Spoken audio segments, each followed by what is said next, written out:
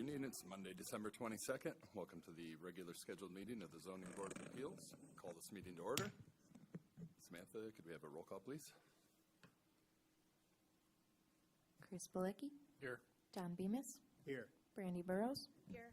Clark Gruber. Here. Lisa Kupiars. Amy Nichols. Here. Randy Timmer. Here. This time I'd take a motion for approval of the agenda. I move we approve the agenda, or the agenda, sorry. I was one ahead. Support. It's been moved and supported. All those in favor? Aye. Opposed? All right.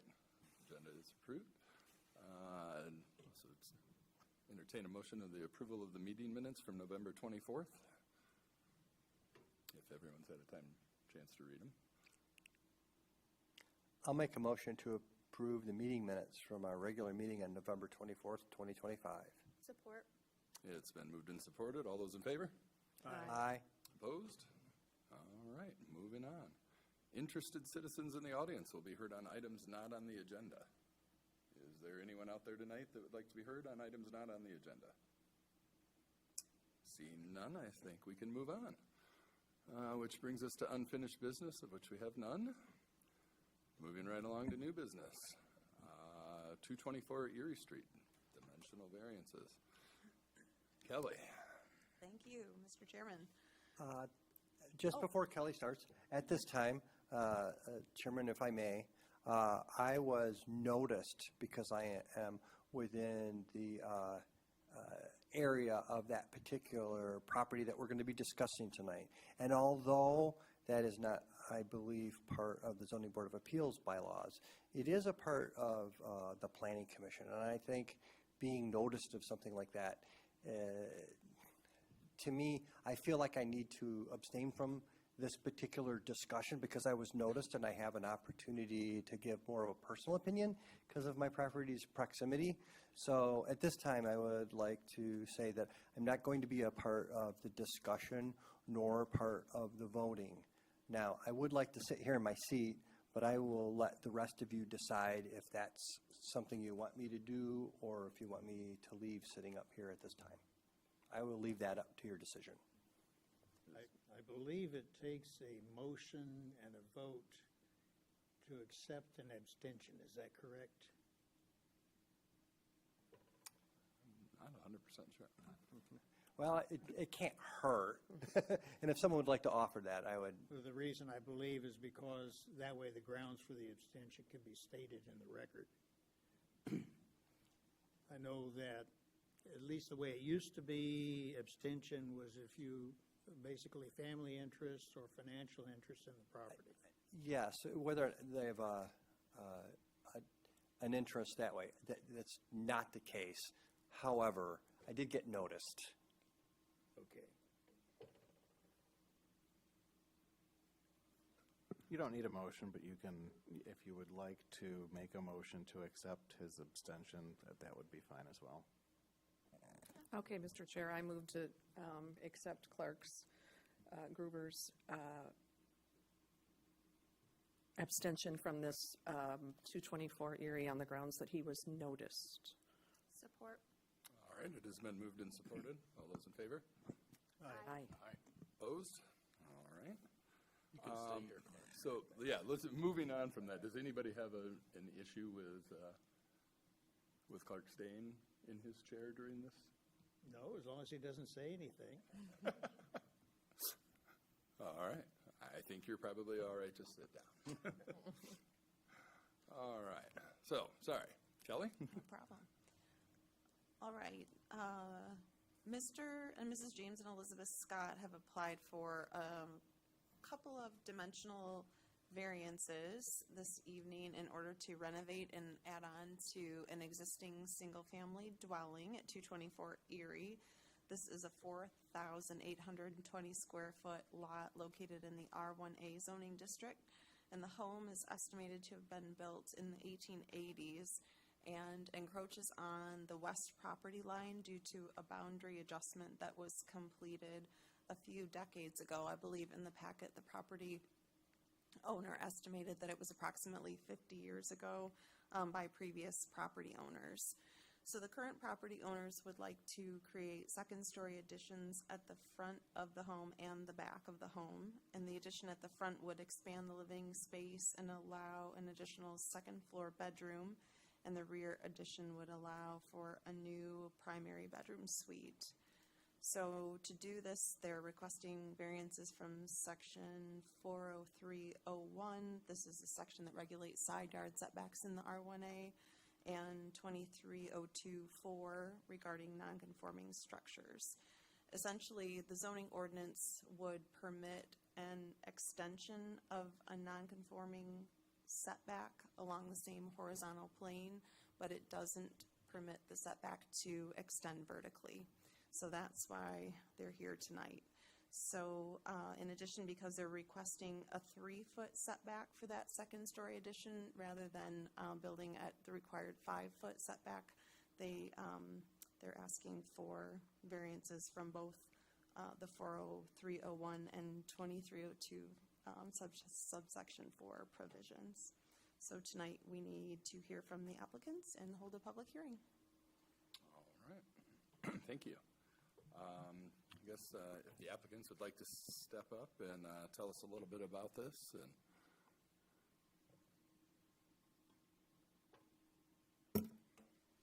Good evening.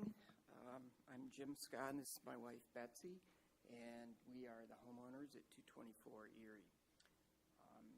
As Kelly indicated, we seek a 2-foot variance for a proposed renovation that we'd like to make to the front of the house and to the back second floor. We're not going to extend that footprint any, but because of the way the ordinance is structured, we can't put a second floor over the existing kitchen, which is what's there now, without 5 feet. And 5 feet would be, while technically possible, would result in a very small bedroom. And so we're seeking a variance for the back. And in the front, we're extending that. Right now, it's a one-season porch covered on all sides, but we want to take that towards the, where we can for the front setback, but include a second story with that. And there we seek, again, a 2-foot variance, 5 feet to maintain symmetry in the front. We would have 5 feet on the west, off the west lot line, and we would also then do 5 feet on the east. And the result would be kind of a narrow-looking hallway, although not a hallway, but it would be disproportionable, in our view, to the rest of the house, which is itself quite small as it is. So I think for symmetry, we figured 3 feet on each side would result in a proportional front extension. And, so that's why we seek 3 feet.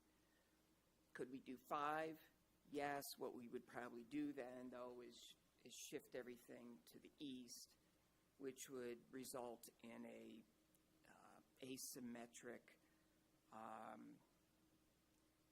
visual when you look at the front of the house. We're trying to maintain the same look as what the house is now. Mm-hmm.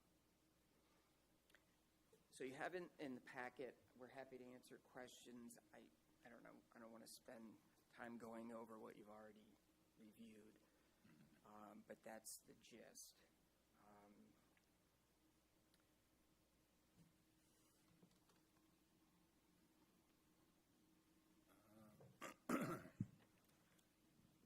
I think I'm going to let you guys sit down for just a minute, and I think we should need to open the public hearing, maybe hear on that first, and then we will call them back up with questions. So, yeah, at this time, I'd entertain a motion to open the public hearing. Make a motion to open the public hearing for 224 Erie Street. Support. It's been moved and supported. All those in favor? Aye. Aye. Opposed? All right. The public hearing is, is now open. Is there anybody in the audience that wishes to speak on this matter? All right, seeing none, I'd entertain a motion to close the public hearing. Make a motion to close the public hearing on 224 Erie Street. Support. It's been moved and supported. All those in favor? Aye. Aye. Opposed? All right, and the public hearing is closed. All right, sorry, guys. I know it's a little bit of a formality, but if you want to step back up,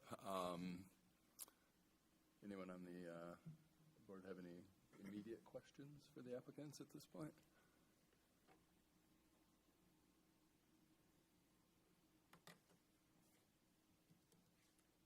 No, Chairman. Wow, all right. My only question is for the variance on the bedroom on the back. I mean, did you look hard at reconfiguring that to make sure that you could fit it in? I mean, 5 feet, and you only need to get, what, 3? Is that what we're, yeah, 3? Yeah, so it seems like 3 feet could be doable. I'm just questioning. 3 feet, well, 3 feet is what, It's 3 feet. 3 feet is what they're asking, 5 feet Okay. is what's required. yeah, so, 5 is required, yeah. so would 5 feet, are you asking if 5 feet is doable? I'm asking, can you find 3 feet? Well, 2 feet, really. 2 feet, yeah, I'm sorry, 2 feet. So you wouldn't have to have a variance for that. Okay, so what we're looking at, yes, is that west wall. At 3 feet, we have, and if you see the floor plan, it's a little misleading because I don't think we have enough room for 2 chairs, which I think are depicted there, which I think are relics from a prior floor plan that had a less of a setback, and we said, well, we can't do that. We've got 5 feet, but let's see if we can get 3 feet. With 3 feet, you have, I measured our current bed at home, and it's 8 feet. So that would give 5'9", and if you figure a dresser of 20 to 24 inches, that would give some room for the dresser and walking through. Right now, we've got 12 inches around our bed, and we're kind of shimmying around the sides. And so I guess, yeah, there's some subjectivity here. 5 feet we'd lose, and we'd probably have space, but would it be comfortable space? Probably not. Probably would be a foot. And yeah, that's doable, but not really practical. We hope to, we've never rented out our house, and we spend a lot of time here in the summer, and we're hoping to retire here in the next few years, and it'd be nice to have a couple of pieces of furniture in the room besides just a big bed. I hear you. Okay, thank you. Any other questions? Question for staff, just to confirm, we're only talking about the setback from the west property line, their site plan meets setback requirements from the front, yes? Yes, we were looking, if I recall, we were looking at a front setback averaging provision on this one. Did we talk about front setback averaging? Yes. Yes, Yeah. because the setbacks are all fairly close to the street on Erie. And the zoning ordinance allows for front setback averaging if the other properties within 200 feet are also reduced. Thank you. And I have a question for staff, too. Are we looking at it as 2 separate variances, one for the setback from the side and the other one for an additional variance for the second floor? Since you're limited? Yeah, we wanted to make sure that our bases were covered, since the zoning ordinance, if it were only a matter of extending the non-conforming setback, at a first floor level, it would have been permitted. And that section 2302 subsection 4 specifically prohibits the vertical extension. So we figured it was better to include that request than not include it and have something come up later that was a question. Thank you. Well, I understood it correctly then. Thank Yes. you.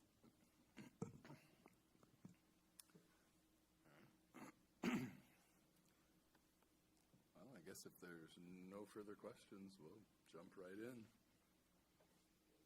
All right.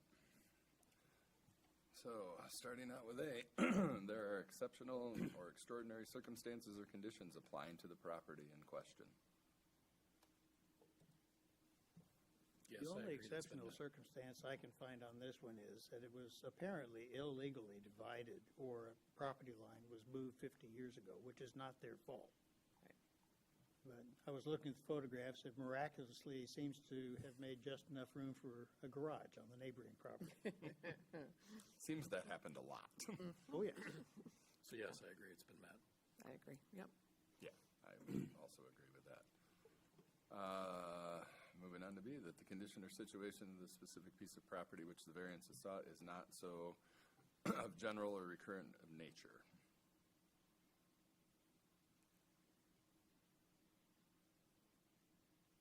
We have had many odd dimensional changes. That is a common occurrence in South Haven. Yep. Well, yeah, and I don't think that was their fault, but, because there's 200 block of Erie alone, there's 4 other homes with non-conforming setbacks, probably all got garages sometime too. So, yeah. Yeah. I think this will be something that continues to be battled. Yep. All right. So finding that those are met. Moving on then, that such a variance is necessary for the preservation and enjoyment of substantial property right. I do not believe so on this, because there is room that it would not be aesthetically the same, but I don't think there's an aesthetic component to the ordinance, where if the changes were moved over, no variance would be required. I disagree. I think it's been met, given the odd lot size, the fact that there's a 3-foot setback there now, the fact that all these other places on Erie Street have 3-foot setbacks and that's not an issue. They're not using it for financial gain. I think it's been met. Any other discussion on that? Because I agree with you that if you were to, it would look weird. It would look really weird. And I agree with that. Well, not necessarily, there may be ways to do it, but my concern is there's nothing in the zoning ordinance says that that you can grant a variance for aesthetic reasons. It's just one of many reasons. I live over there. I personally would like to look aesthetically nice, I understand. and I'm not recusing myself. I understand that too. I think there's, you could go either way on this one. It's, it wasn't motivated by financial return. So I guess I would say it's met, just because they're not doing you're not doing this to turn this into a short-term rental. So, Can I just ask a clarifying question? Kelly, it's already a 3-foot setback, right? So the required R1A setback is 5 feet. No, I get that. They're at 3 feet right now. They're not at 3 feet now. The existing home essentially sits on the property line because of that boundary adjustment. And so previously, the required setback was 3 feet under the old zoning ordinance until the current zoning ordinance was adopted in about a year ago. And so now the required R1A setback is 5 feet. So they don't have any setback now. Correct. And they're asking for a 3-foot setback. And they need a 5-foot setback. So they're actually, they're getting closer to the setback, correct? Instead of having no setback, they're going to have a 3-foot setback. Correct. That's the request. Okay. Now, this is one where I think the second story issue comes in too, because it appears to me that they could extend along the 0-foot setback on the first floor. But the ordinance specifically, as I understand it, makes exception for the second floor. And I can see some sense in that too, because if I were living on a property, I don't think I'd want a two-story high wall on my property line. Your neighbors have agreed. I think I saw a note that said the neighbors concur with what they're trying to do. Yeah, we didn't talk about. In this case, the neighbors have a driveway between them and the other. In another case, it may not be that. Right, but we're specifically talking about this case, right? Yes, yep.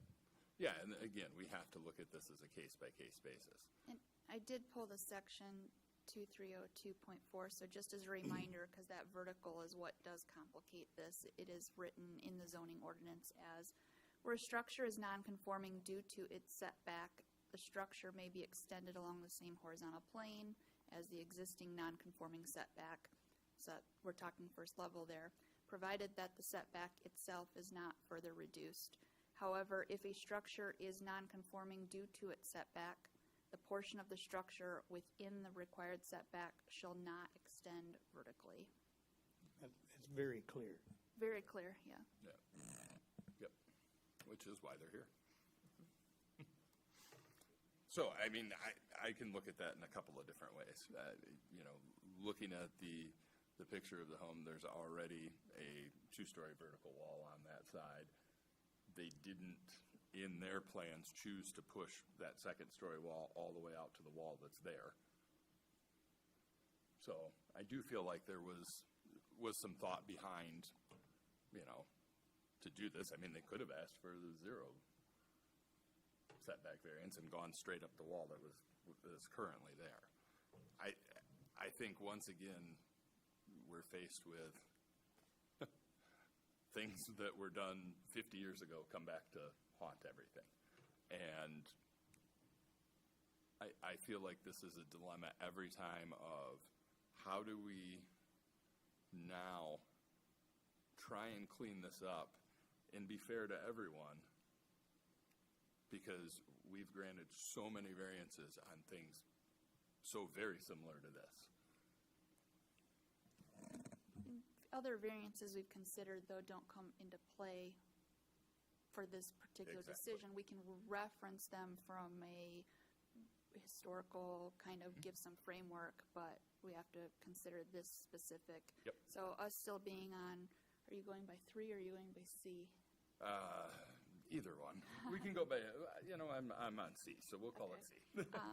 On 3, I can go either way. That is a tough one, the way that is phrased and how we get it from the state. But it does seem to be lesser than what they could be asking for, and the plans do seem to be aesthetically matching with the surrounding neighborhoods. So I could go that has been met, but it's razor thin. Yeah, understandable. All right, and let's move on to D. That strict compliance with the requirements of this ordinance would unreasonably prevent the owner from using the property for a permitted purpose. No. It can be used as a house. Come on, people, we got to move into the 21st century here. You're basically landlocking them on a decision that was made a long time ago.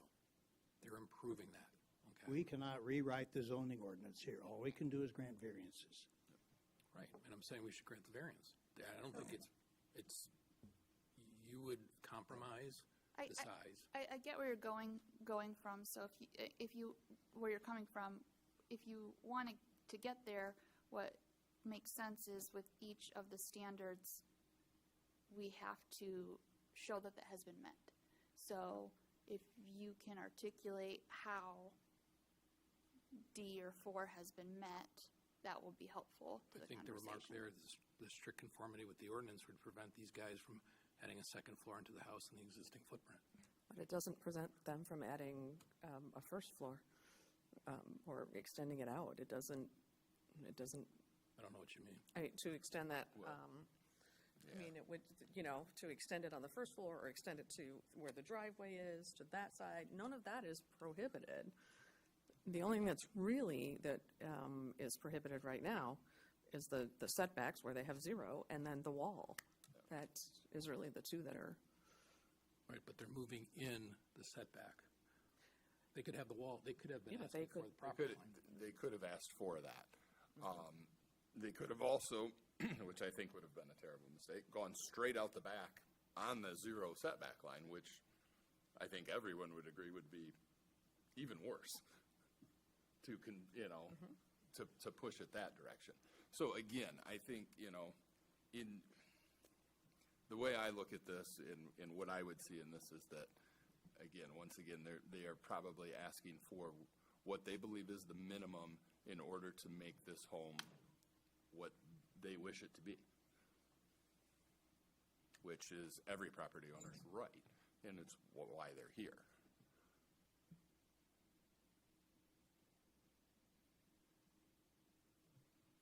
Any other discussion on? So I think it's been met. I think 4D or whatever we're calling it's been met. And how would we articulate that? If and when we make a motion to approve or deny, we need to be able to describe that. Yeah, they're looking to add a second story onto the house in the existing footprint.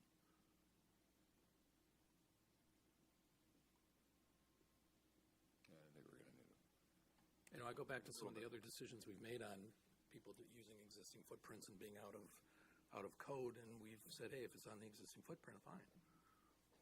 This is actually moving it in, off the lot line.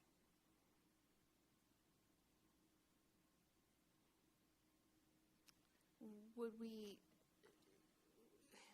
it be better to articulate that in such a way that it would become an engineering or symmetry situation? I'm just, Well, Mr. Chairman, I think Yeah. you get where I'm trying to go Yep, here. yep, I totally understand, yeah. But don't we think we can go base this on the very first one, the odd size nature of the lot? Well, The problem is we have to come to a consensus on each one. All is- standards. Yep, on all the standards. That's the problem. Everything has to come back. Right. If you Yeah. miss on one, you miss on all, Yeah, is what it comes to, Oh, I get that. by state. yeah. So basically, we're at that point now where we need to have something that when we come back with this motion to approve, deny, whichever way we go, we have to back that up with what our case is. Mr. Chairman, would you mind asking them if they would like to sit down? Oh, I'm so sorry, guys. Yeah, if you, please feel free. You have nothing further from us, and we're happy. Not currently, but you never know. Sorry about that.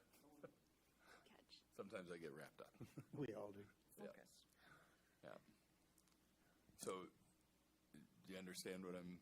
Oh, I get it. I've Okay, been to all right, previous so, meetings, so I get so it. I just need, we just need that piece.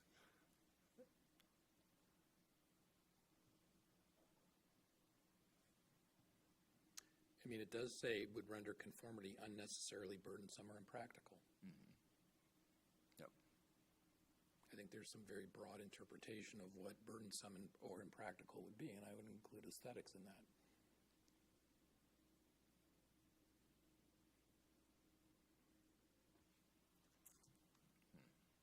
Okay. I don't know. Unfortunately, Yeah, I'm not feeling the aesthetics. Unfortunately, I think we need a little bit more than aesthetics. Maybe it's interesting, with regard to many other items in the ordinance, it does talk about aesthetics. But I cannot think of any place where it talks about aesthetics on a variance, and that could be because the zoning appeals process is essentially written by the state, not by the city. So typically where the city writes an ordinance, there may be a lot of things in there about aesthetics, and they're easily fought by a lot of people too. But in the state, I don't think it says word one about aesthetics on the zoning variance. So let me ask you this, if they would have come here a couple of years ago, they would have been fine, because at the time, the ordinance was a 3-foot setback, correct? Yes, the previous zoning ordinance required a minimum on one side of 3 feet.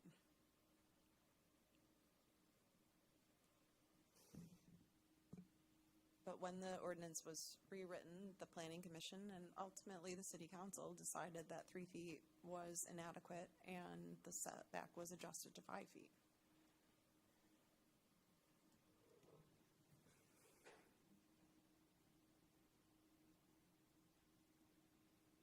I mean, I think we could argue that this would be met because they wouldn't be allowed to put a second story on the house. Well, they could. The location of the second story would be somewhat different than what's put here in the plan. But yes, there could be a second story. It would be the smaller bedrooms and a potentially less symmetrical design. Maybe shifted to the east, which would certainly be less symmetric, but you could presumably get the same square footage upstairs.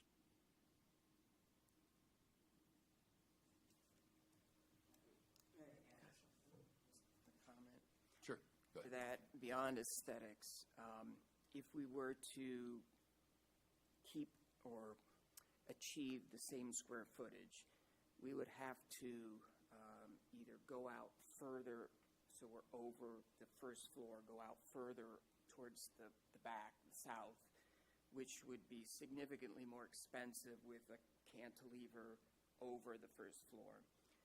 Likewise, in the front, if we were to shift everything to the east towards the driveway, the foundation work would be significantly more expensive, I'm told, because there would be a couple additional corners as opposed to just tying right into the current house.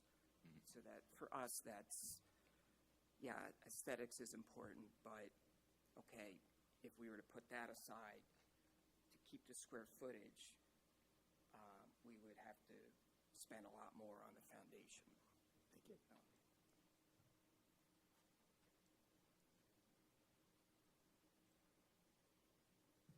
Okay, so what are we doing on this one? Well, Yeah. that was actually helpful to me. To me, I kind of sway more into the plane that strict conformity, that D is met, because it would be burdensome given the added engineering expense required to add an area which they could otherwise add within the zoning ordinance aside from this placement of the lot line that happened decades ago.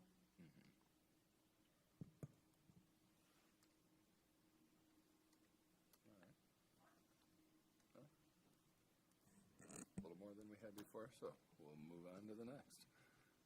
This variance will not be significantly detrimental to the adjacent property and the surrounding neighborhoods.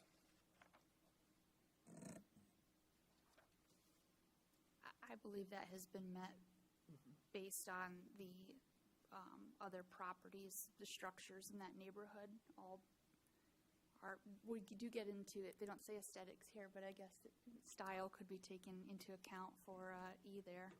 Yeah, I think based on similar encroachments on every one of those homes, we're not. In that sense, I would agree with you. I think a philosophical argument could be made that doesn't need to be made for this, that we have neighborhoods like this where we could very easily wipe out the entire zoning ordinance on the grounds that everybody else has already broken this rule. Yeah, yeah. Yeah, and I'm afraid that's what we're going to continue to find. It's an old town. Yeah. All right, moving on then to F. The variance will not impair the intent and purpose of this ordinance. I disagree with that, specifically regarding the second story. Okay. I understand that, but again, I would take that on a case-by-case basis. I understand that that's what's written, but that's also why they're here. So, I think that could be argued either way. Okay, so what is the intent and purpose of not extending your encroachment up an additional story? Exactly. Yep. So. It used to be fire protection. Mm-hmm. Yep. Yep. And I'm curious if that is still within this. I know over the years I've built multiple things in this town that where variances were needed that were within 3 feet of the property line, and it was a required firewall. So I'm assuming that that is still within the code on that. I haven't done anything recently that close to the property line, so I would assume that's still there. As far as, the ordinance itself, I understand why it was put there. And again, I understand why they're here asking for the relief from it. Again, I believe that they're looking for something that is not as great as what they could be looking for. Again, really they could ask to go continue straight up that wall all along that back side. So, Yeah, if they were asking, if we're talking about in theoretical, going straight up on extending that nonconformity, to me, that gets into a later standard here, Right. but that would not be the minimum. right, I do like that they're asking for less than they could. right.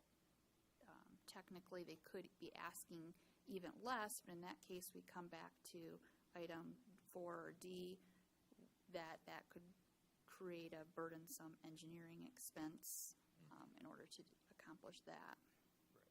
I do have a story on that one. And that was down along the river one time, we had a consortium of developers that announced that they were going to get approval for boat storage racks up and down the channel. But they also had an additional planned unit development they applied for to put condos up and down the channel. Their philosophy was the city would be so upset with the boat racks, they would let them put in the condos that weren't allowed. That area is now the Golden Triangle. The city paid a lot of money for it, and it came out beautiful. But that's why I like to be very careful with saying, well, it could be worse. Right, yeah, I can see that. Good anecdote. Any other discussion on this?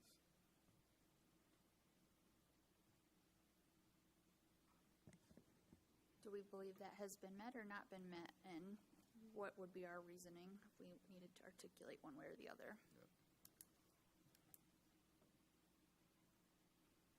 Again, I think we can look at that as met. I'm going to say it's met because they've tried to at least get 3 feet. I mean, Yeah, I think we would have to say that again on the engineering. If we're gonna say that's met, that's where it would have to come back to, that,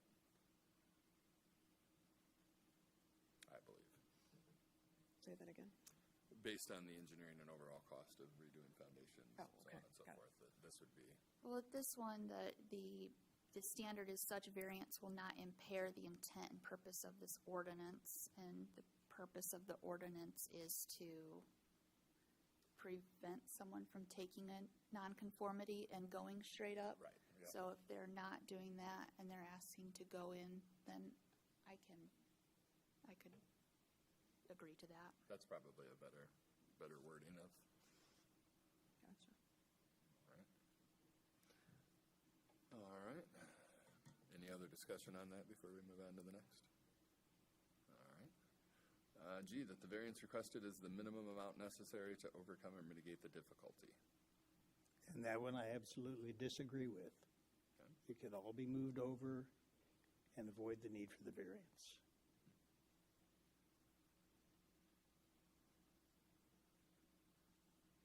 Other discussion on that? No, I kind of agree with that one. I know it's, fiscally more, but that does not what it says. What it says is this the minimum amount necessary to overcome the difficulty? And they have room, they have space. It's not like it's, The difficulty is due to the, one, aesthetics, two, the engineering cost of putting it there. So, again, they have those things, those to overcome, right? And this is the bare minimum, 2 feet we're talking, required to do this in that way. Right. Why 2 feet and not 1 foot or 3 feet? I mean, if we're saying bare minimum, 0 feet right now, Don. so 3 feet is the bare minimum, but 2 feet would not, and 4 feet are not the bare minimum. This is the bare minimum in their case. In their case. Yep, And why is it the bare minimum in their case? because of their design. And the unique nature of their lot. Again, Yep. because of the design, Sure. so And the unique But I- nature of the lot. Right. Yeah, absolutely. But I also believe that this is another one of those situations where the applicant is asking for what they believe is their bare minimum. right, and our job is to determine whether it really is. And that's a sticky, because quite honestly, we could say, well, we don't like that, we don't feel that's the thing, and we could go back to say, well, you could move this and shift that, and we could also say you could tear it down and build it over again. But again, there's another expense. So again, to me, that's a tough one. Because I have a comment there on minimum. We're talking about bedrooms being on that floor, and we're talking about size of bedrooms, and so do we think that it's adequate to have a bedroom that just fits the bed, or that is large enough to also fit a piece of furniture, because that was referenced in their comments. And what is it we interpret as the minimum? Because right now, the nonconformity is at 0. So I get where Chairman Balicki is coming from, that he views this, Commissioner, sorry, it's been a long day. It's Monday. Sorry, you've been demoted. That's fine. I get where he's coming from, that they're at 0 now, and so they could be, trying to go straight up, as we've talked about. They are asking for lesser than that. The second floor would have more of a setback than what the first floor has now, but I also get what Commissioner Bemis has brought up. So it's a tough one there on minimum, but from my perspective, having a bedroom with more than a bed in it, I do see that as potentially meeting that as being the minimum amount necessary. Yeah, I have to look at this, and number one, they're not saying we'd like to push it to the other wall. We're not going to extend it, 20 more feet out the back of the house.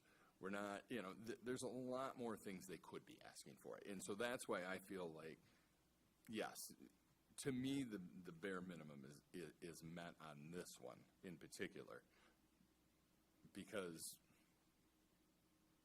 I just see that it could be much more. I appreciate what you're saying, and I still disagree. Yep, understand. Because you could, there are other ways to do it. Yep. Without requiring the variance. Yep, completely understand that. But that's also why people ask for variances. Right, and sometimes So- they get them. Yep, absolutely. So.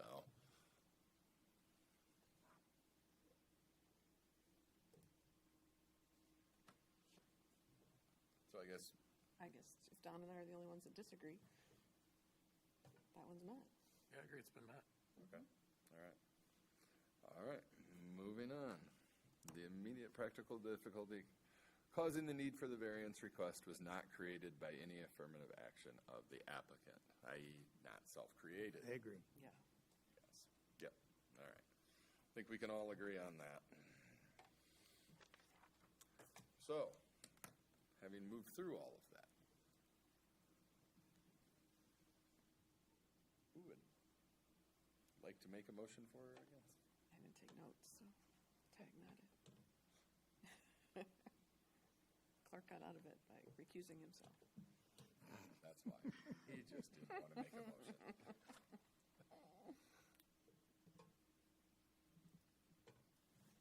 This one's going to fall on you, Brandy. This one's gonna be I hard. feel the eyeballs. Well, I mean, to me, the pillars of this motion should be the fact that it's a odd-sized lot created by an administrative event, 30, 40, however long the 70s were, that to reconfigure their plans to add, to basically update the house, add on to the house. Moving the setback back from a 0 to 3 to accommodate the aesthetic nature of the design and to make sure we don't basically impale them with enormous engineering costs to do what they want to do. I think those are the two things that I heard coming out of this. Unfortunately, we have to be a little more specific as to the points, but I feel like we're Mr. Chairman, I have a question for council. absolutely. So with the motion, if I'm understanding, it is appropriate to attempt to cover all of the standards within the same motion? Correct. And question for staff. These two ordinances that they're seeking a variance from, 403.01 and 2302.4, those can be made within the same motion? Yes, if that's how you'd like to proceed. Yeah, if I can kind of clarify that point. I mean, the 403.01 essentially comes into play because of 2302.4. It's one is the underlying standard, and then 2302.4 is essentially that you can't deviate from that underlying standard when you're doing a vertical extension. So they're, even though it's two different provisions, it's ultimately one and the same variance, essentially, just two different provisions that come into play. Great, that's helpful, thank you. I would make a motion to approve the dimensional non-use variance request for 224 Erie Street.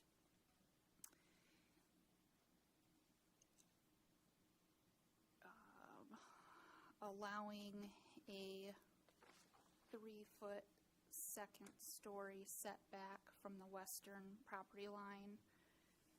Given the exceptional circumstances with the age of the home and age of nonconformity, that will not impair the neighborhood.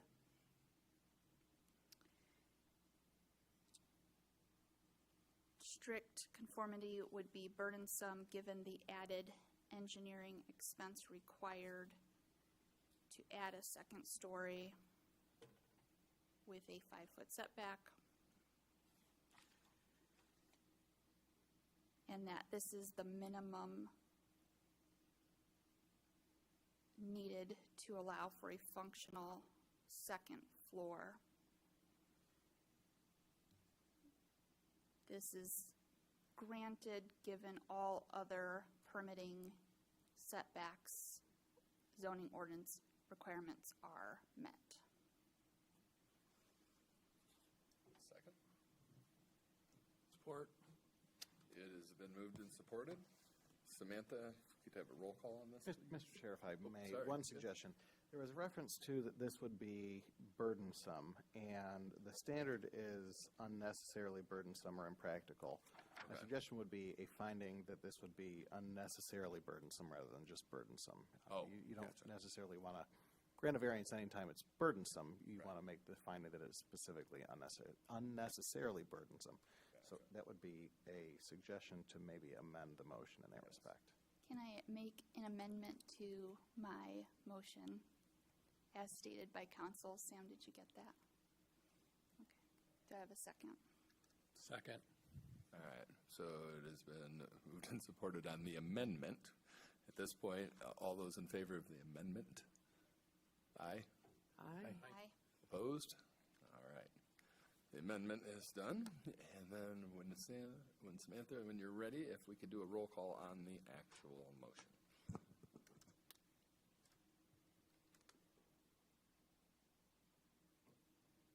Balicki, Yes. Bemis, No. Burrows, Yes. Nichols, Yes. Timmer. Yes. Motion carries. All right. Congratulations, guys. All right. Let's get to the easy one now. You're funny tonight. Wow. Oh, boy. I have a whole different. All right, well, so, moving on with item 7B, 111 Woodman Street. Kelly. Thank you. Sorry, shuffling papers. 111 Woodman Street is a 3,712 square foot parcel located in the RM1 zoning district and also in the short-term rental overlay district. So this is a fairly new district that was adopted in May with changes to the zoning ordinance that accompanied other short-term rental regulation changes. So there is an existing single-family dwelling that was registered as a short-term rental in 2017 and 2019, but it was not registered after the expiration of the 2019 certificate because it was being used by family during the COVID pandemic. The owners would like to register the property again as a short-term rental, but in order to do that, they would first need to apply for a special land use permit from the Planning Commission. That is how registrations are granted to properties that haven't been previously registered or whose registration has lapsed. One of the underlying requirements to do that is on-site parking, but this property has no driveway and no on-site parking. So in order to receive a special land use permit, a variance from the short-term rental parking requirement is necessary. So the parking requirement for short-term rentals in a single-family dwelling is 2 spaces plus 1 for every bedroom over 3. When the dwelling at 111 Woodman was last registered, it had 7 bedrooms, so this would require 6 off-street parking spaces. So as a reminder, there is no driveway, there is no on-site parking for the dwelling now. And so we have Beach Walk here tonight. Nick is here to represent the property owner, to answer any questions that you may have. And we also, as a reminder, need to hold the public hearing. All right. Did you say Nick? I'm sorry, I missed that. Yes. Okay. Nick, if you want to step on Nick up for a Kish. second. Maybe give us a little overview. Yeah, so this project, so I'm Nick Kish, the owner's not able to be here tonight. Pretty much as Kelly said, they were previously registered as a short-term rental. Once COVID happened, they're one of several people who decided they didn't want to rent anymore, kind of wanted to be in South Haven a little more full-time. Fast forward 5 years, they're not able to be here as much. They love the home, they love the town, they don't want to sell it. They also don't want it to sit empty. So they are requesting to have this passed so that way they can move on to the next step to try to secure the short-term rental license for the property. One thing I just wanted to make a quick comment on is I did notice on number 5, I believe it is, that it does say that in 2025, the short-term rental hotline, the most called-in complaint was parking. I think if we pick that apart, it's probably related to parking over a sidewalk, not homes being parked in public parking spots. That particular area does have parking along Woodman. There's parking over by Dyckman Park. And at the city, if you guys wanted to see even further, we do actually, we being Beach Walk, rent 6 private spots from Burke Management. So this would be on the south end of the parking lot that I would call Ace Hardware. It's between Ace Hardware and Sturgis Bank. And we'd be happy to allow guests to park there and even offer a shuttle service if that was something that ZBA would like to see. So I'm here if there's any questions. I think it's probably pretty self-explanatory what the owners are looking to do, but happy to answer any questions. All right. Well, same thing. Let's.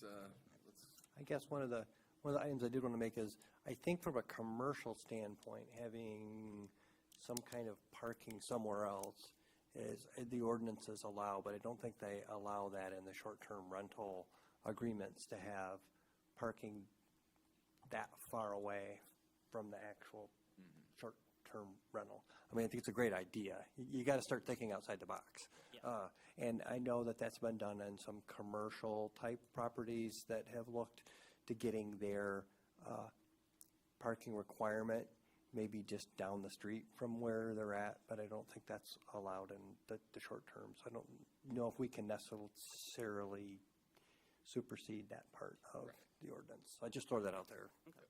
I would add on this case too, that unless you have a ferry boat, you're probably talking between half a mile and a mile distant between the parking space and the property. It's more than half a mile as a runner, but At least it feels Yeah, like it. I would guess it'd be about a mile. But Yes, yeah. And then there's going to be issues every 30 minutes.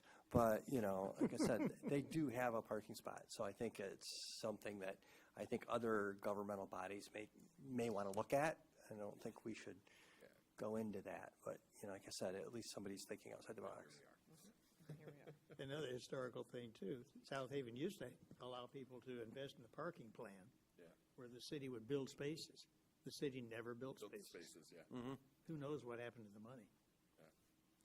Yep. Mr. Chairman, if I may quickly, there is a parking provision that Mr. Gruber mentioned that does allow some flexibility for parking at single and two-family dwellings. However, this is section 2203.05. This specifically says shared parking pursuant to the above standards shall not be utilized for short-term rentals. Okay, all right. All right, and I know that it seems like there's a footage requirement on that too. It has to be within X. So that is true for commercial parking standards. This provision is specifically related to single and two-family dwellings. All right, thank you. All right, well, I guess at this time, I'd like a motion to open the public hearing. Let's get that. Make a motion to Right. open the public hearing on 111 Woodman Street. Second? It has been moved and supported. All those in favor? Aye. Opposed? All right. Public hearing is open. Is there anyone in the audience that wishes to speak on this? Gosh, we are going to quit doing it. We can just skip that. Right, yeah. All right. Make a motion to close the public hearing. Mr. Chair, I move we close the public hearing on 111 Woodman Street. Support. It has been moved and supported. All those in favor? Aye. All right, moving on. So, all right. Well, here we are. Clarifying question for staff. When people write letters to us, can that be entered in as part of the public hearing or not? If someone writes a letter to you as a ZBA member, it would definitely be appropriate for you to share it with the whole group. Yes. And one thing that would be great is if you receive it ahead of time, you can share it with staff, and then we can send it to the whole group in advance. Now, when they are sent to the entire group, are those put into the record? We don't usually put them in the packet, but, Right. so I guess I don't know what you mean by the record. Well, I mean, we occasionally we get an email saying the following letters have come in with regard to such. Are those letters, and they come through your office? Yes. I was wondering if those letters were also included in the package for that particular variance. We save them with the materials for that item. Okay, so they are, if somebody were to look later at the variance, They could see they those would see things. those letters? I guess it depends on what they ask for, because again, they don't get included in the meeting packet. But if they were to ask for correspondence, then they would see them. Okay, thank you.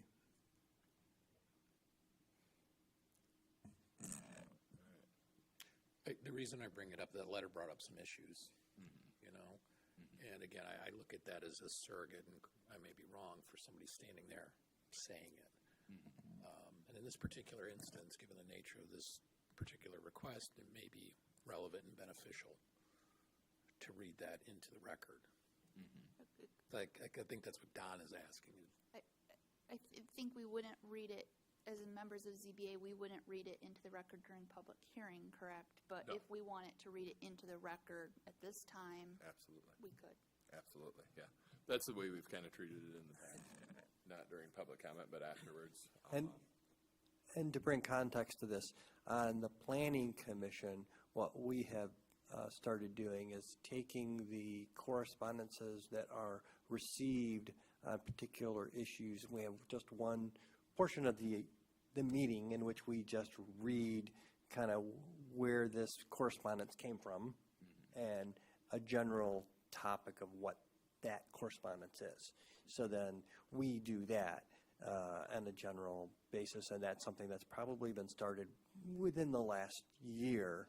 That's not something that I see generally done here from correspondences, so it would be something we would want to think about, I think maybe as a board on a separate matter to take up as administrative type stuff, but it's not something we've generally done. I think a good time to discuss that would be in our post-deliberation comments at the end of the meeting, and I would be happy to discuss that. Or create some time in some future meeting to look at policy type procedures, like my abstaining because I had received a letter. That's something else we could discuss at some other meeting as maybe general topics.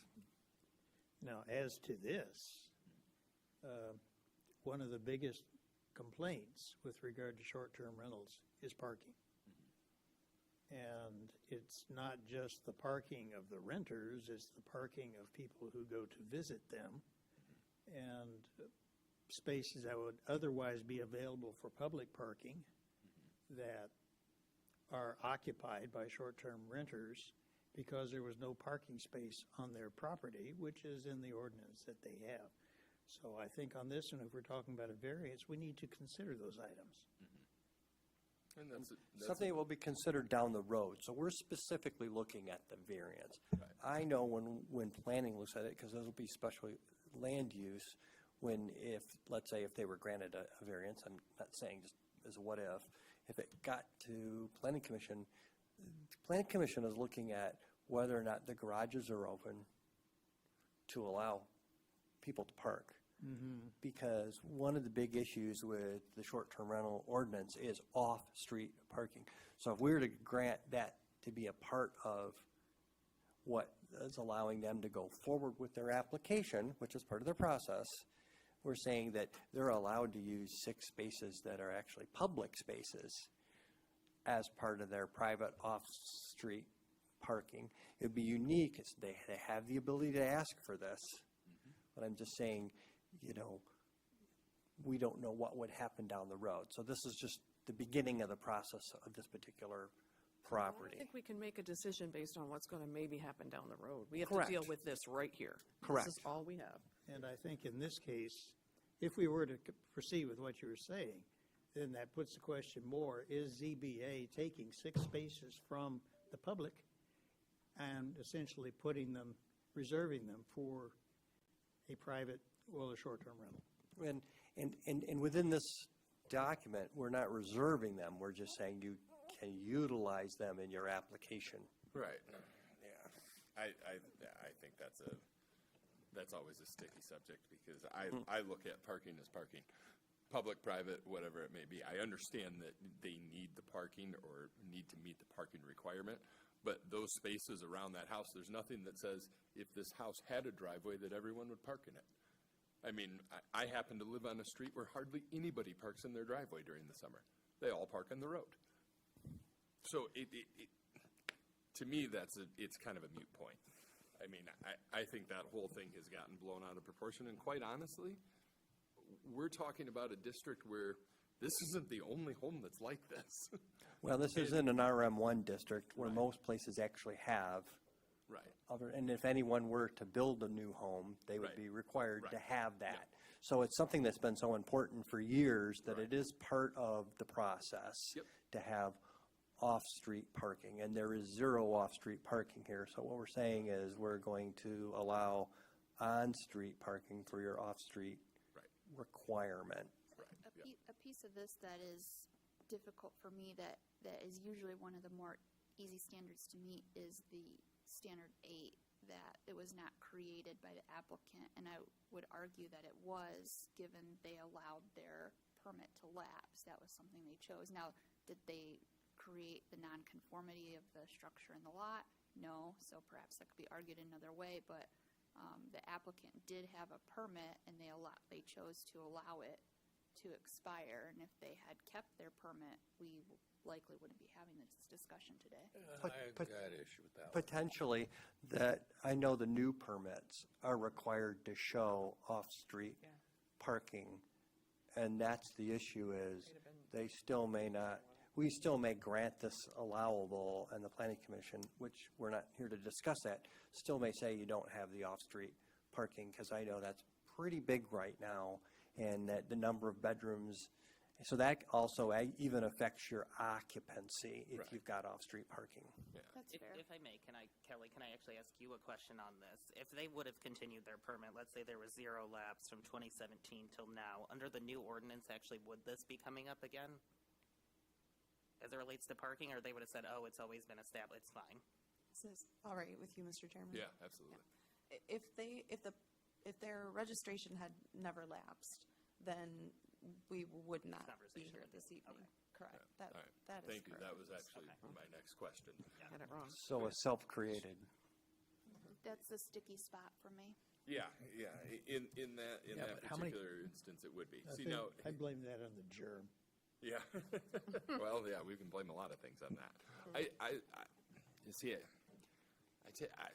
don't know. I take a lot of issue with all of this and again, I'm going to look beyond just this one particular case because, and no offense to planning, I truly mean that, but they created an overlay district in an area that is already congested, that everybody seemed to agree with the fact that, hey, this is a great place to do it.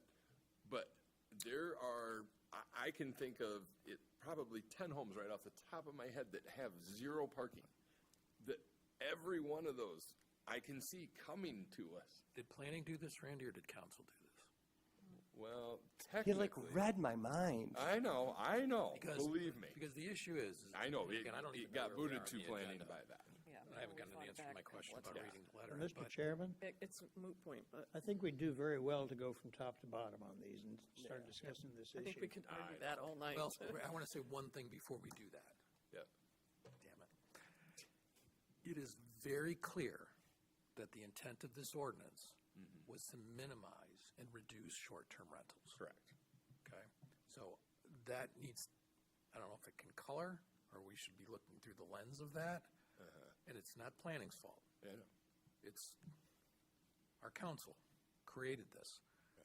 And now we're left to deal with it. So now I guess we can go. Can we read the letter in? I just want to add on to that, actually, because I think that's fair, and I think given the uniqueness of this property and what it is and where it is, aside from the sticky parking situation, it does fit the parameters of what makes a good short-term rental. I think that is a bigger sticking point than maybe even the parking on this situation, because this is where we've decided that we wanted this. And this is not going to be the only time, that, especially in this particular area. And that is my biggest issue with this, is that we've gone round and round and round on this, and now we've said, this is where we will allow it. And now to us to come back and say, well, you know. Well, but we look at it like the other deal that was, or the other proposal this evening request. Are we looking at, we need a couple more to get us where we need to be for our bedrooms? Right. Or do we need all of them? Right, I know. And that's a difference between, hey, we need 1 or 2 parking spaces. Okay, no, we need all 6. Right, yeah. And 6 seems to be a lot of parking spaces, because 7 bedrooms is quite the property compared with most homes in the city. In fact, many along that area are 2-bedroom bungalow type situations, or they have off-street parking. So I think that's something else that I also struggle with was, do we need a couple and that would get them some of what they need, or we're going to give them all 6? Well, I That's think, a lot. I don't think we could just give them a couple. Yeah, we're not they giving them can't meet. anything. We're Mr. just Chairman? allowing them to park in the street, you guys. It's Yeah, not but like that's we're saying 6. to you, We're- Lord, you get this spot over here. Well, we're not giving them that, but we are giving them the opportunity to go forward with. Park somewhere, yeah. And I do wonder, are there other things, never mind, because I'm going down the rabbit hole. Mr. Chairman, Yeah, I think we should just talk through this. I Let's think we start should on talk it. through it because that very question is one of our questions. There you go. Yep. All right. Is this so unusual or is it not? All right. And then we can discuss that very well. All right, If we guys. don't start at the top of the list, we'll never get to the bottom. No, we'll be here all night. All right, guys, here we go. Okay. Right out of the gate, there are exceptional or extraordinary circumstances or conditions applying to the property in question that do not apply generally to other properties in the same zoning district. Go ahead. Boy, I think most properties in RM1 actually have the off-street parking. If you think about it, because it is RM1. We're not talking about R1C, Right. Yep. which is the most unique, zoning area in the city. There are many places without parking in R1C. But when it comes to RM1, Okay. we've been pretty much So here- stickler. Here's my rebuttal to that. This neighborhood. Is RM1. Yep. But if you look at this neighborhood as a whole, how many of these have off-street parking versus how many don't? There are a lot of. If I drive up and down that block, which I did today, they must all have they all have off-street, on that block, they all have off-street parking. They may have a little cutout of something, but a lot of those homes in that middle section have zero parking. Most of I those must are. have say, missed them, because there's I- like the condo complex, there's quite a I few of them along there where there's parking up along North Shore Drive. I Right. looked at that area, I looked on the park, Yeah. and all of those houses have them. I didn't see any on Park that didn't, and I didn't any on North Shore Drive that didn't. Right. So now we're talking about Woodman, Yeah. and the house in the corner has Woodman, the house next to that has it, and the one in the corner, which could be Park or that one, also has off-street parking. And I look across the street, and they've got off-street parking, so I'm not sure I where. guess I'm talking about this district as a whole. Yeah, on the RM1? Yeah. Well, in this overlay district that they've Oh, chosen. now, that's different. You're talking about the overlay district. Right. We're not looking at overlay districts, we're looking at RM1. Right, but And I also would argue this house would be more like R1C in my mind. It's kind of sitting in Guys the not neighborhood. Yeah, talking but it's, code. okay. Yeah, It's residential multi. This should be down on one, North Beach, and not it's- that. But it's not. So, it's but not. we can't take one property and look at another zoning district and apply those rules I to it. understand, but that, it just happened to be in that overlay which they created. And I Mr. drove Chairman. it, there's parking all over that entire block. Mr. Chairman, I would say that the first standard, Standard 1 or Standard A, has been met, that it is exceptional that that lot has no driveway. There are no yard setbacks or room for a driveway, and in my opinion, that's been met, because is exceptional, as Which is is true. stated. Thank you for voice of reason. Mr. Chair, if I can just clarify for the board, it might be helpful for this point. This standard is not looking at whether a driveway exists. It's looking at the nature of the lot. You can add a driveway to a lot. So Right. I would encourage the board not to focus on whether a driveway exists here or not, and The whether or fact that not driveways exist throughout the RM1, but looking at, as You can't add it. Board Member Burrows just indicated, whether or not you could put one because of the shape and size of the Gotcha. lot. Absolutely. Thank you. Excellent point. I'm just going to assume everybody's going to agree on that. Good. Good. All right. Wow, what a great assumption. Let's see, moving on. B, that the condition or situation of the specific piece of property for which the variance is sought is not of so general or recurrent nature. Didn't we just say it's a problem all over the place there? Well, Anecdotally. Anecdotally, but it's we not. did, but we didn't. We didn't, when you actually go and drive it. But you could have answered this one the other Does way. it matter that they come for this variance in order to apply for a short-term rental certificate? Does that matter? Because, you could say, well, there's a lot of driveways. There are a lot of people that don't have any on-site parking, but are they short-term rentals? I mean, because that's really what the rub is here, what they need this variance for. Right. Yeah, we're not kicking them out of their No. home because they don't have parking. We're not taking away We're not taking away. that. They can do that but they're not required Right. at this time to have that. But they're required for short-term rental to have one, so they're asking for the variance to apply and Right. say, we've come with on-street parking that they're allowing us to use Right. as off-street parking. What we have here, we have a property that can be lived in. It can be which lived is in. in the zoning ordinance, that's a perfect use of the property. It's a separate condition about special uses with special conditions that are typically used to try to shoehorn comfortably something into an area where it normally wouldn't be allowed. But this property can be used for its zoning district. What is being asked for, but not to us, to the planning commission is, now, can we use it for this other use? But then there's a zoning variance that would be necessary in order to get that other use. Is that the correct characterization? Yes. Thank So, you. I guess I'd love to ask a clarifying question on this.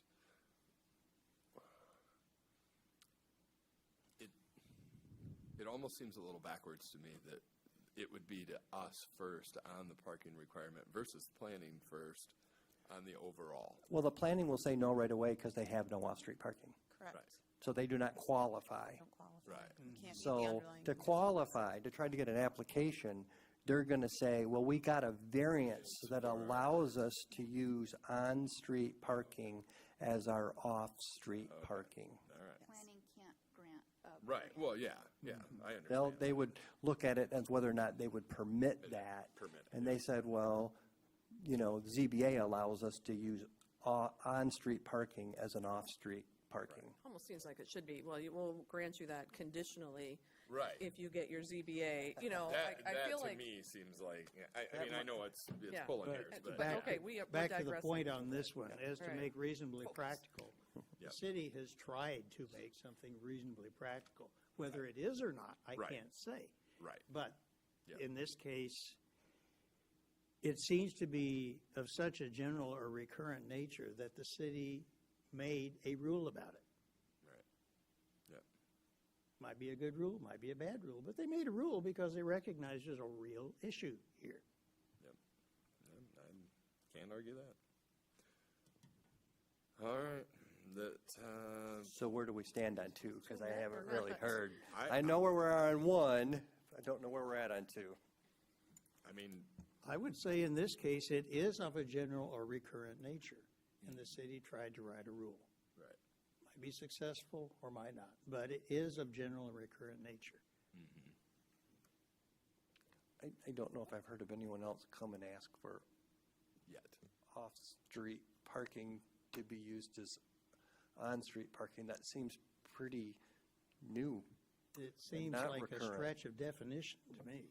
Hang on, guys. Kelly? Yeah, Kelly, There are more applications to come. more to come. Yes. I don't want to get us too off topic, but I do believe that there are some residents in South Haven who park on the street with a pass from the police department in their special circumstances. Yes, over the winter time. Yeah, that's a winter. Over So- winter. Yeah, so I would Correct. support Mr. Bemis's statement that it is general, recurrent, and there was a rule put in there for a reason.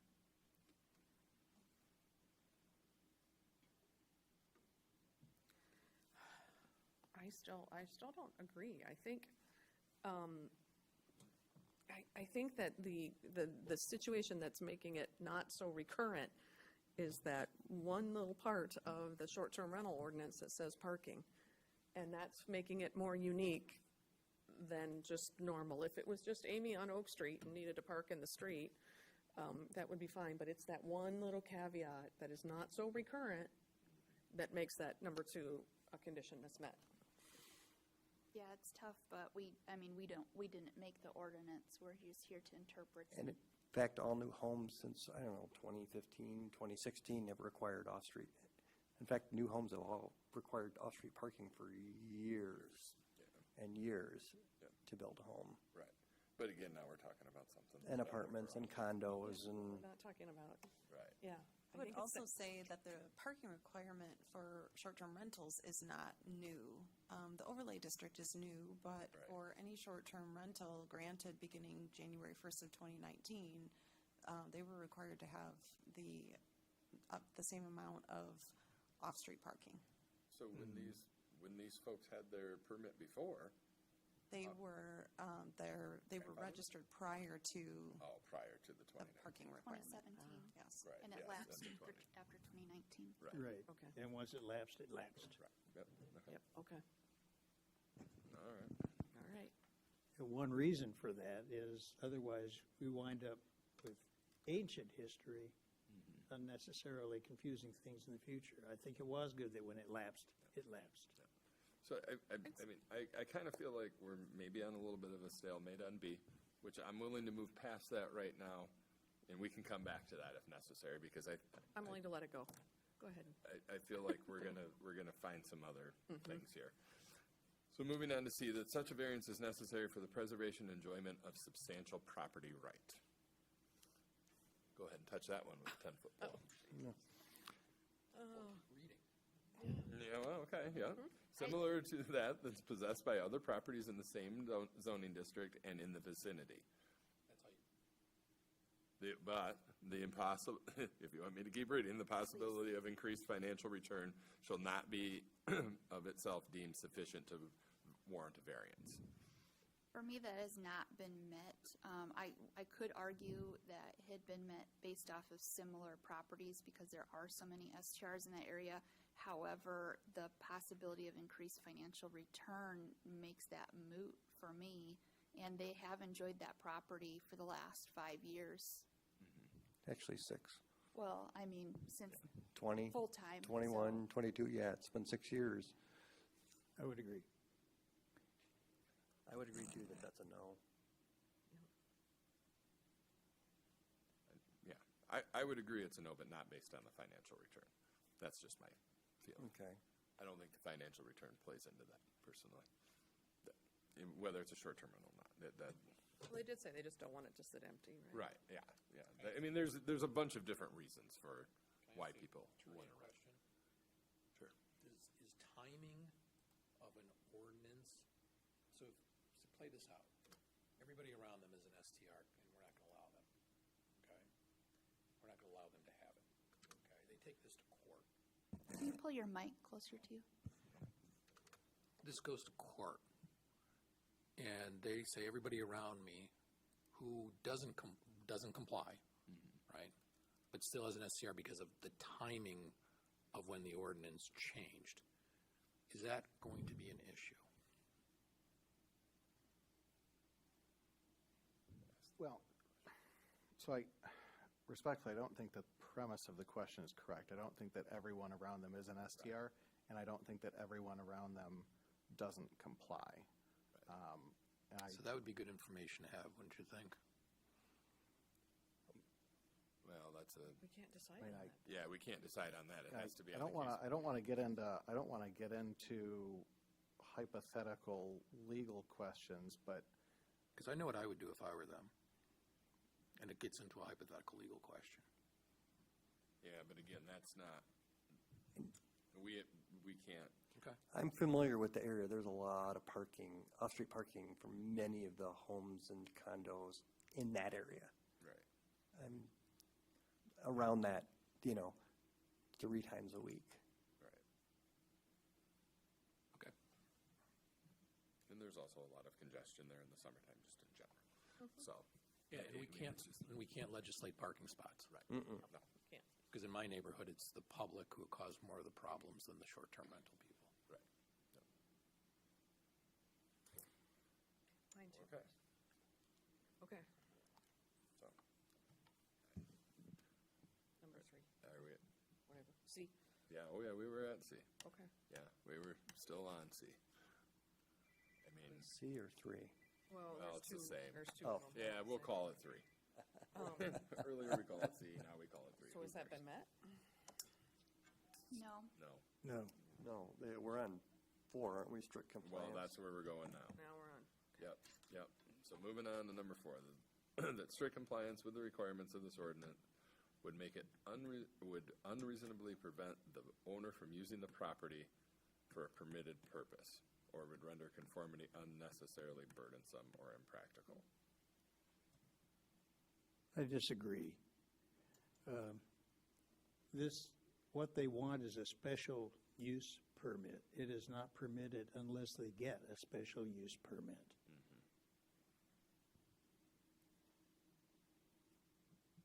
And I would concur, and also because there has been that history with the property to show that it has been something that they have been able to use and enjoy. Mr. Chairman, if I could Yes. clarify this one. A use that is permitted after special land use approval is still a permitted use. It's just not permitted by right. Right, okay, yeah, makes So sense. this, in my opinion, it's either you can have an STR or you can't. Right. They cannot have an STR. An STR is permitted after special land use Right. in this yes. area. Yep.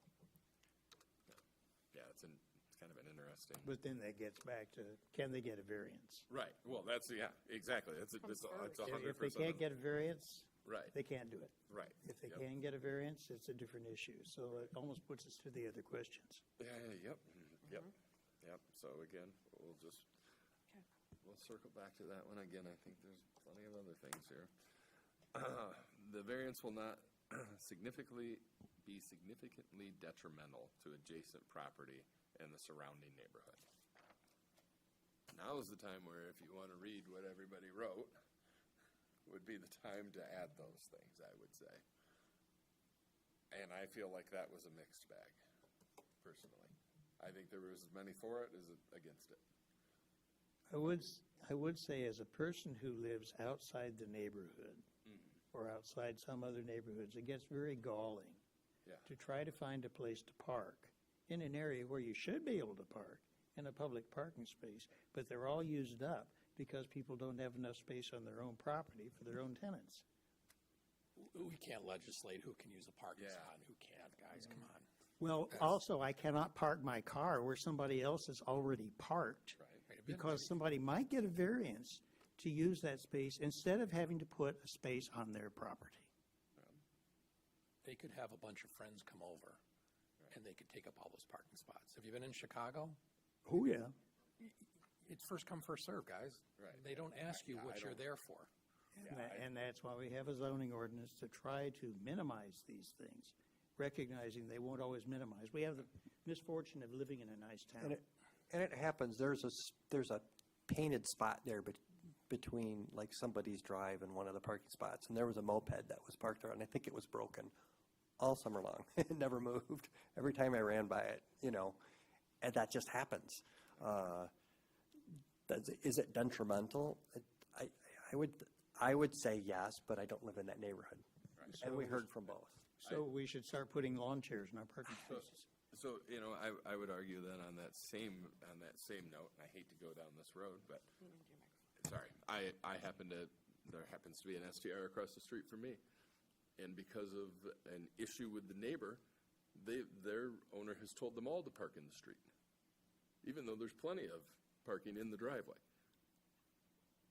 So, again, because we allow on-street parking in general, that's just a whole other But it's whole easier other to thing do we that. can't get into. It's easier to do that if you don't have space on your property where the ordinance says you need space on your property. Right, I understand that, but I whether you definitely have it or think not- it's detrimental, but it is public parking, and we don't know who's parking Exactly. there. So I don't think this applies. I mean, I think, Yeah, will I the don't- variance detrimental? And no, people will be parking there. That's Right. what it's designed for, parking. Yep. Yeah, It's not significantly detrimental. It's not Got significant. to add the significantly. right. Unless you have enough people that don't have parking on their property, that they're all parking on the street. I guess we should limit tourism then, too, then. It is a public All right. street. All right, well, we're gonna move on, because otherwise this is. Yeah. We'll be here all night. Yep, Mr. Chair, if I can just clarify I guess I don't want to say the scope of the variance, but what the variance is in particular. The variance is not to allow on-street parking as off-street parking. The variance is just a variance from the parking requirement. Now, the practical effect of that might be that STR occupants use the on-street parking as off-street parking, but I want to make clear, the variance is not to use on-street parking as off-street parking. It's just a variance from 2203.06. It's pretty clear cut in your mind then. I guess just a couple board members have characterized the variance as a variance to allow on-street parking in place of off-street parking, and that's ultimately not what the variance is. I just want to make the record clear sense. that I think we have to take that as a given. Yep. No, but I completely agree with that. We're not saying that it becomes on-street parking. We don't know where the, so, We are in a way. Sorry about that, but if we say no variance, no special use either. right. Yeah. Therefore, the people aren't going to be parking there because the short-term rental won't be there. Except for the owners will still be there. Right. It's still all the same thing. That's what, that's the whole crux of it to me. It's the same problem, no matter what. It's still a home without parking, plain and simple, no matter who is there and how many people. It's still burdensome on everything else. But I completely understand and agree. I can go with 5 being met, while the past, when they had a certificate before, doesn't mean anything today. They let it lapse. It's done. There was a past when there were renters in that property and they were parking in that area, and it is a congested, hard to park area, but it wasn't detrimental. Right. So it's skinny, but to me, 5E is met. I can see that. But it's not ideal. with that. I'm Right. glad there are parking requirements. They had it before, yeah. All right, moving on. This variance will not impair the intent and purpose of this ordinance. I believe it will. There's always the sticky. I believe it will impair the intent and purpose of the ordinance. The ordinance was written when we consider the special use to put some controls on how much short-term rental would be there. And one of the major concerns of short-term rentals is the number of vehicles. So if a variance is granted here, it will tend to conflict with what the intent of that ordinance was, good or bad. I agree with Don. If we're looking at the ordinances, he said.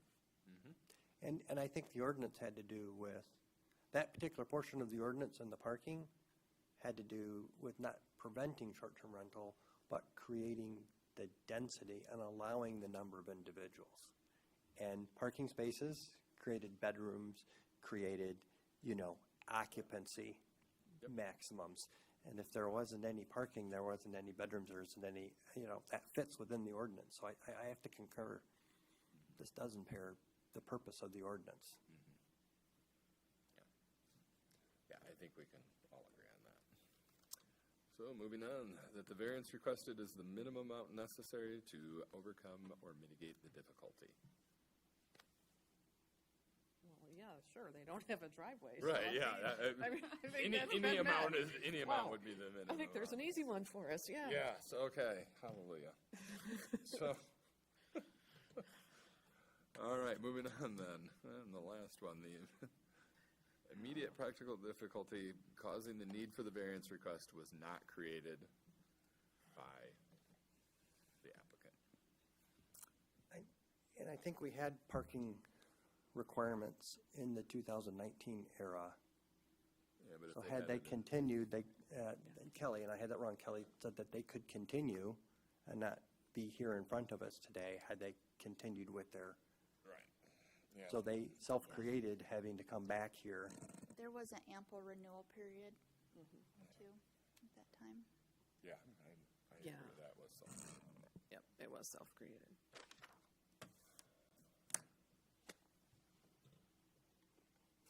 So here we are. Back to number 4.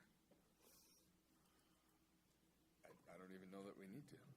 Well, You it have looks to- like it's going to be denied because of 3, 6, and 8. We probably need to have an answer on 4. Yeah, I guess considering that, It's a requirement to have 5, check boxes. yeah, yep. Oh, gosh, I gotta go back to 4. Again, I believe the answer there is no. It would not unreasonably prevent the owner from using the property for a permitted purpose, which is residential. I agree. They've been using it for 6 years. Okay, let's look at it that way, yep. So that's another one. That would be 4. Yep. Yep, so, there you go. How many more of these are coming, Kelly? Depends on what happens. Well, in that letter, precedent was brought up Yeah. as an issue, Yep. so. It just, oof, I don't mean to make light of it. I know it's just really tough. I mean, I think I would just mention a little bit on number 4. I believe the reason the state put that in there is that somebody doesn't wind up with a piece of property that they can do nothing with. Right. I mean, if there is a permitted use, they can use it. There was a property near me which basically there was no way it could be used. And that's one reason for a variance. This one is not that. good point. All right, well, We missed you last time, so guess what? yep, here we are. I don't know if I can put it all together. I know the ones that we said didn't. That's gonna be enough. It's the majority. 1 is enough, technically. I think the remarks in the packet are helpful to support if someone would like to make a motion.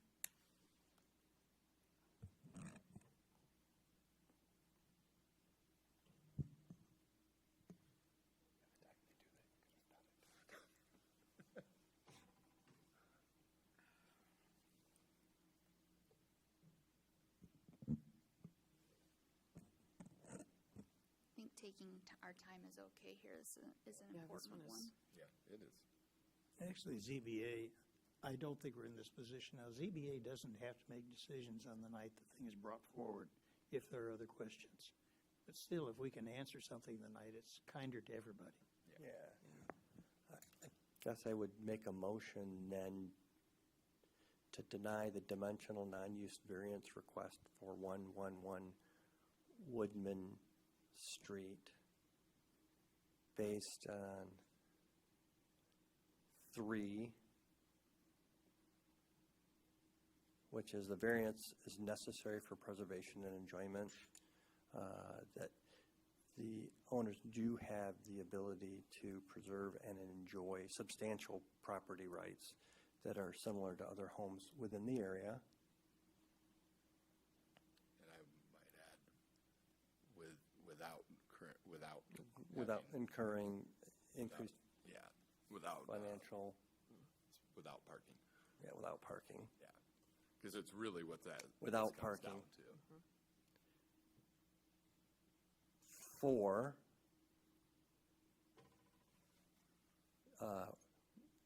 without the parking, we are not preventing them from using the property for its permitted use or render it burdensome or impractical.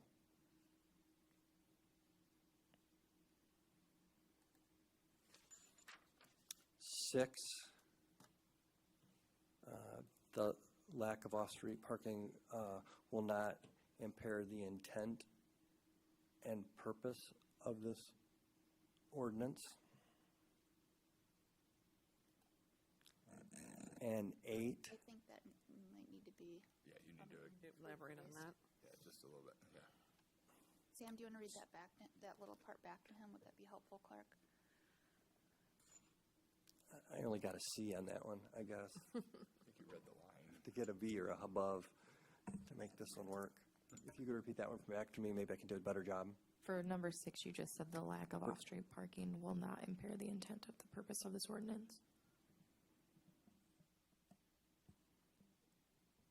I wondered Oh, if you, I'm sorry. The variance would impair the intent and purpose of the off-street requirement parking contained within the ordinance. I had that backwards. That wasn't even a So D. I mean, wondered that if was you like an meant to F. say the lack of parking will impair the Yeah, will intent of impair, purpose. that's what I meant, will of the impair ordinance. the intent and purpose of the ordinance. Thank you, Samantha. Brandy, thanks. Thank you, Randy. And I've got one more when you're done with that.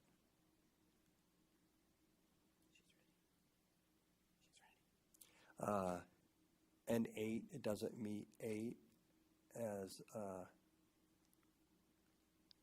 the action of the applicant not renewing their short-term rental ordinance over the years did in fact create this action and Ordinance or requirement. permit? Permit. Permit.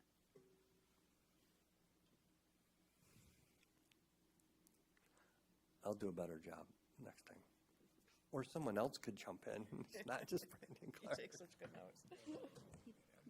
You did great. You did good. We're good, Mr. Attorney?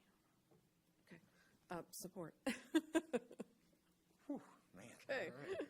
Great job, Claire. All right, it has been moved and supported. Samantha, can we have a roll call, please? Bemis, Yes. Burrows, Yes. Gruber, Yes. Nichols, Yes. Balicki, Yes. Timmer. Yes. Motion carries. All right. So now's the part where I'm just going to say I'm really not looking forward to this. I think this is a big mess, and I'm not at all happy about it. So, just my comments. I'll expound upon that later. Expound So, on that later. Let's yep, move on. let's move on. Now brings us to item C, 2026 meeting dates. Ooh, how exciting! Thank you, Mr. Chairman. So, meeting dates were proposed in the packet. They are all proposed for the fourth Monday as usual, with the exception of May, which is proposed for a Wednesday, adjusted for Memorial Day. If you would look them over, discuss if there are any changes you'd like to make. Otherwise, please approve the dates if they're acceptable. Seeing that December's not during Christmas week, totally appreciate that. That was going to be my comment. And that would be the Wednesday after Memorial Day? Wednesday after Memorial Day. Yeah, okay. Mr. Chairman, I move the approval of the proposed 2026 ZBA meeting dates. Support. It has been moved and supported. All those in favor? Aye. Opposed? All right. Granted. We have dates. All right. Well, moving on down the road here, commissioner comments. Chris, what would you like to say tonight? Probably get myself in trouble for this. I think this SCR thing is an absolute mess. Yeah. And I know it was not, I'm not even going to make conjecture here, that it's going to be up to us to interpret a lot of things in a way that I don't think are favorable to the homeowners, the STR permitted people, and the city. Yep. And I think it's the doing of an administration that was looking to very blatantly put a cap on them without really understanding the implications of that, the economic, financial, and otherwise implications of that, and things like this.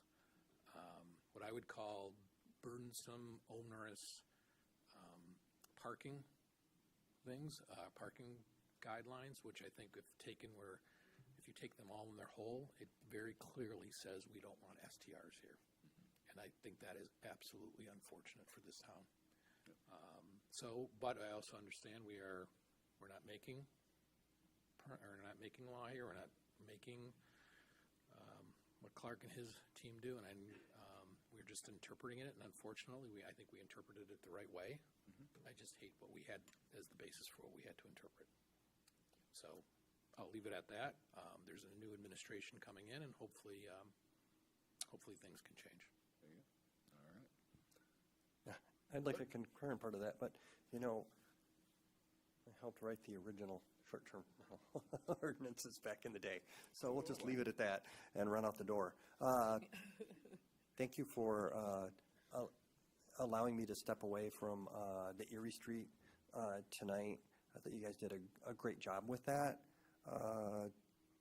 I can remember a time when we had a house on Phoenix Street, and all we wanted to do was attach the house to the garage. And we needed a variance on the back side of the garage, and it wasn't even moving. But when you attach two buildings together, and, we had to go through the same process, and it is nerve-wracking. I know what it's like to sit out there. And nice job tonight, Brandy. That's it. Oh, and Merry Christmas. Yeah, yes, definitely. Merry Christmas. I agree so much with Chris. I hate what we had to do here tonight. It really bothers me that we had to, we are struck by these 8 things that we have to abide by, and there's no wiggle room for them. I mean, it's just, I hate that we have to do it. I know we're going to have to do it again, and I really, really hope that the new city council takes a really long, hard look at this. I know that when we were on planning commission, we fought about everything. We fought, and we sent it up to council. They sent it back again. That was the end of my term. I never got to be on the second round of that. But I just don't like the way we had to do this tonight, and it bothers me. So, Mr. Bemis? I do like the way we had to do it tonight. I was on the planning commission about 40 years ago, and I was on city council well over 20 years ago. And one of the things that happened was we noticed that more and more houses were being rented for short periods of time. That's how this whole thing got started. Without any laws of any sort, and people were complaining because here they were in a neighborhood that they used to live in and think was home, and suddenly it was somebody else's profit center. That's how this got started. The city council actually passed a short-term rental ordinance, and there was a change in administration, which is why democracy is good, so you can have changes in administration. And I think it was the first meeting after one of the new council members from my ward got up and said it needed to be repealed. Second meeting, it was repealed. Then she resigned from city council and moved out of the city. You could tell that there was a plan there to make it go away. Unfortunately, there's a lot going on with this particular industry, and I'll call it that, which creates hard feelings across the board. And I understand your frustration, too, with the 8 conditions, but those were established by the state, and that's why we're here, because somebody has to answer tough questions, and unfortunately, unless you willingly volunteered, it's us.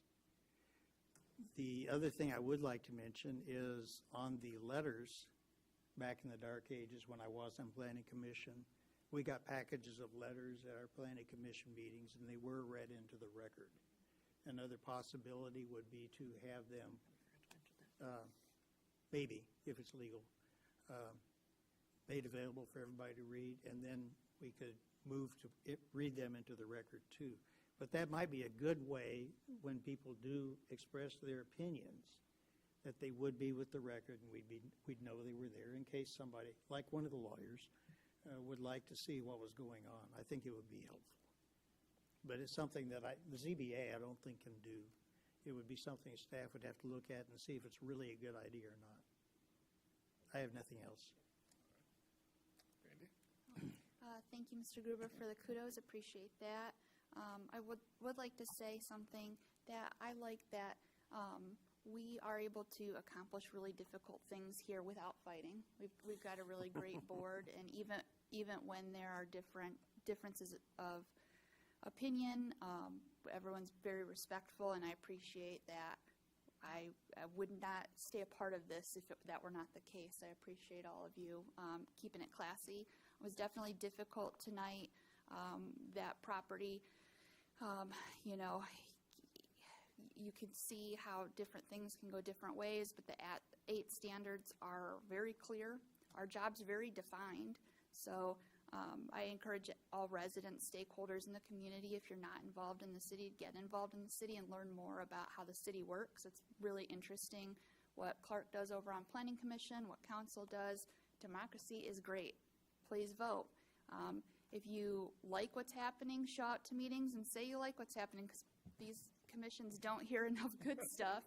And, if you don't, get out and share that too, because council works for you.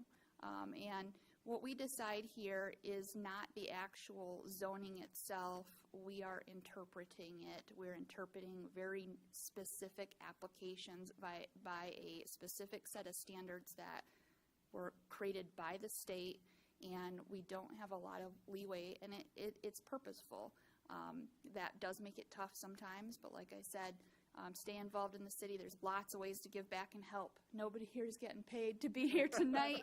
And I do want to mention a couple other things. We've gotten quite an uptick in emails recently regarding a project over on Baseline, which again, I appreciate everyone being really engaged in the community and sharing that information. Anything around that project really is more appropriate for council or planning. We have no application on that, so those communications, we get them, we read them, but there's not a lot we can do with them. With ZBA, anything you see on the agenda, those specific applications are the ones where we definitely need to hear from you, whether you want to email it in or come out and join us at a meeting. And Merry Christmas and Happy New Year, Mr. Timmer, Commissioner, the actual commissioner. Well, yeah, so expounding upon what everyone has had to say tonight.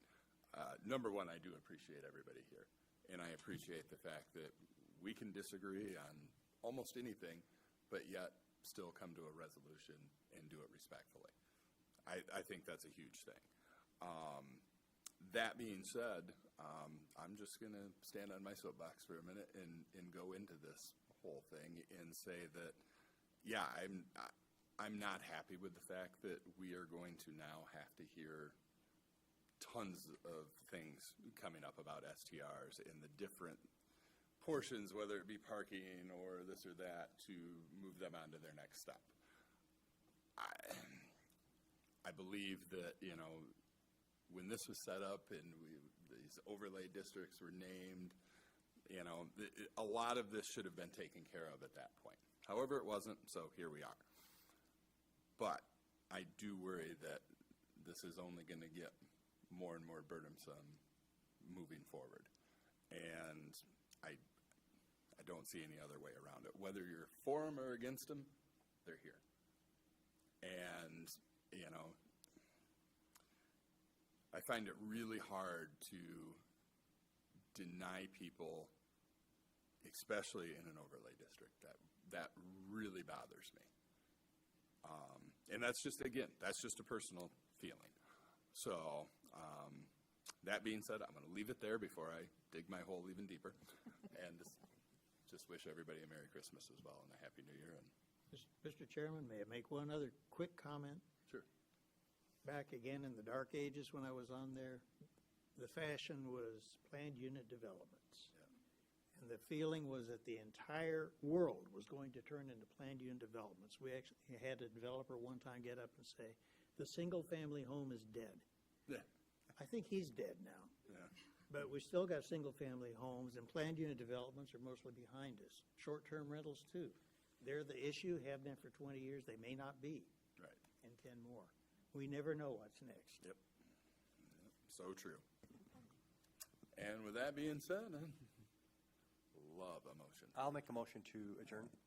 Support. It's been moved and supported. All those in favor? Aye. Aye. Opposed? We are adjourned.